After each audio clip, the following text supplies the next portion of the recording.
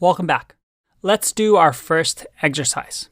And this exercise is going to be really easy for you to skip, but I do recommend that you actually do it. I know it's not coding, but it's important because you'll learn that teaching somebody a topic actually helps you learn.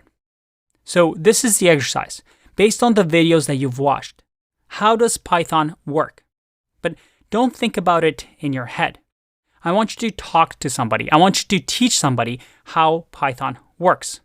So the first thing you're going to do is go to our community, our Discord community. We have lots of people here. We have about 1,500 people online right now, plus some alumni, plus some star mentors.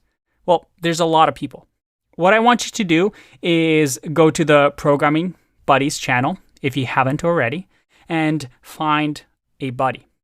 And with that buddy, whether that person is taking a Python course or taking a JavaScript course, it doesn't matter. Just say, hey, can I spend maybe 5 minutes teaching you how Python works? And see if you can explain it to them, how it works just like you've learned. And then, after you've done that, I want you to go find a friend or a family member that has never done programming before and see if you can explain in simple terms how Python works. That is how Python gets written as source code.